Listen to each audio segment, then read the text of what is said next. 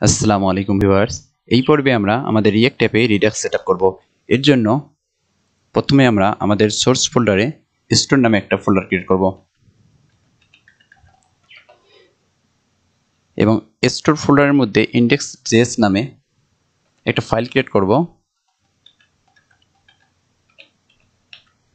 যা হবে মূলত আমাদের এই রিডাক্সের রুট ফাইল। এখান রিডাক্স থেকে আমাদের ইম্পোর্ট করতে হবে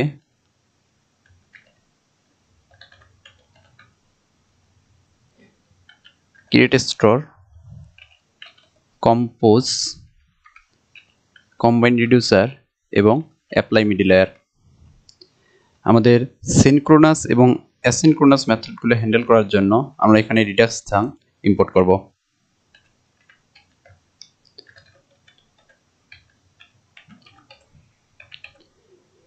আমাদের ইম্পোর্টের নাম যে কোনো একটা হলে হবে। আমি এখানে দিচ্ছি থাঙ্ক মিডল লেয়ার।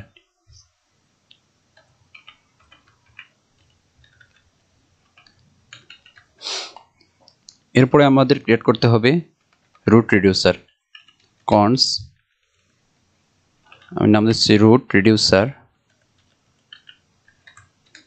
এখানে আমরা ব্যবহার করব আমাদের কম্বাইন রিডিউসার, এবং কম্বাইন রিডিউসার হবে মূলত আমাদের একটা অবজেক্ট। আমরা যতগুলো রিডিউসার ক্রিয়েট করব সবগুলো রিডিউসার হবে আমাদের এই কম্বাইন রিডিউসারের মধ্যে। কনস আমি মিডল লেয়ার ডিফাইন করতেছি। মিডল লেয়ার হবে আমাদের মূলত অ্যারে, এবং অ্যারের মধ্যে থাকবে আমাদের মূলত থাঙ্ক মিডল লেয়ার। এরপর আমরা ক্রিয়েট করব আমাদের স্টোর। তাহলে কনস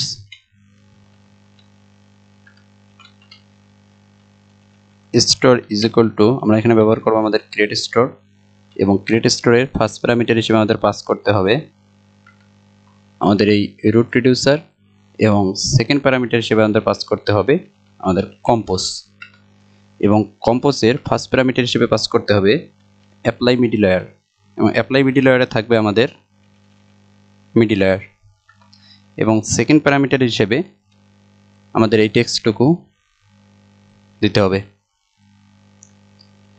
সেকেন্ড প্যারামিটার হিসেবে আমাদের এই টেক্সটটুকু দেওয়ার কারণ হলো আমরা আমাদের রিডাক্স ডেভস টুল এক্সটেনশন ব্যবহার করব।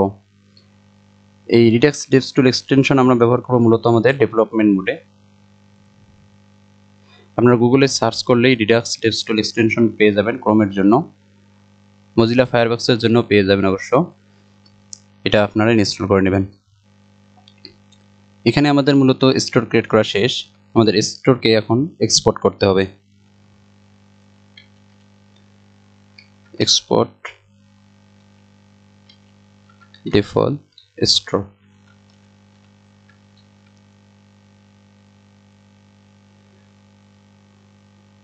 আমাদের রিডাক্সে কিছু দেখাচ্ছে না, দেখাচ্ছে no store found, make sure the follow instruction. এখনো আমাদের এই স্টোরকে আমরা আমাদের রিঅ্যাক্ট অ্যাপে ব্যবহার করে নাই। আমাদের এই স্টোরকে রিঅ্যাক্ট অ্যাপে ব্যবহার করার জন্য আমাদের লাগবে প্রোভাইডার। এই প্রোভাইডার পাবো আমরা আমাদের রিডাক্স থেকে।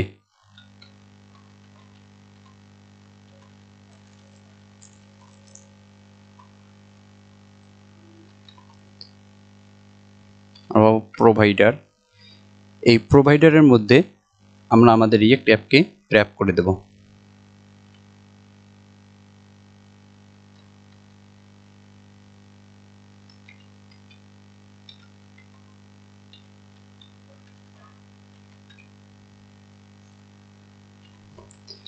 এবং আমাদের এই প্রোভাইডারে পাস করতে হবে আমাদের স্টোর।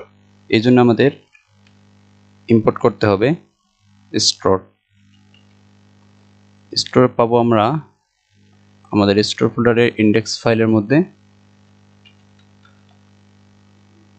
আমরা এখানে পাঠাবো আমাদের স্টোর।